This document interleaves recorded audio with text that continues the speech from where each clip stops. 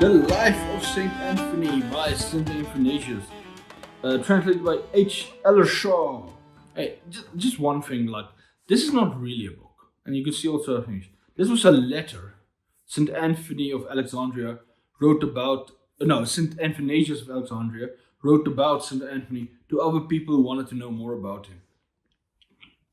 So you have to read it through that lens as well.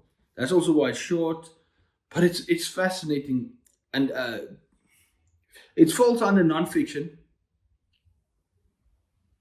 But I don't know how much is accurate of the things that are portrayed in it, because St. Anthony's fighting demons, and not like they're literal demons. Like literal, there's literal demons coming and attacking him, and just fighting them through prayer.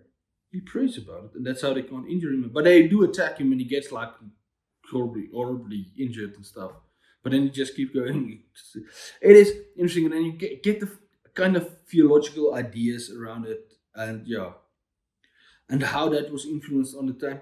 And then you realize, okay, and then from one lens you'd say, yeah, that doesn't track. But then you have to remember, he was competing with the Greek religions and the Roman religions of the time, which was the Jupiter, the Zeus, those pantheons with those gods. And I mean, the Christianity seems very, very down to earth, like grounded compared to the stuff. And today we can look at the God of the Old Testament and say, yo, that was some dark stuff you were doing there. But compared to what those guys were doing, you look like, a blessing.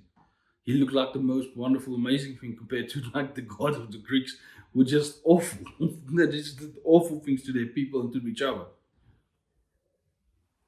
I mean, it's fascinating, with your religion. It's fascinating reading about a guy that was he just went to live in the desert.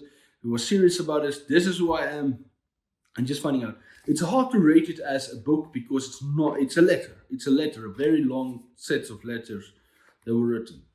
But it is fascinating and interesting, and just the ideas that are in here, as like, and the choice to go live like that, and like as basically a hermit. What do you call ascetics? They call themselves ascetics or something like that. That just lived in the desert.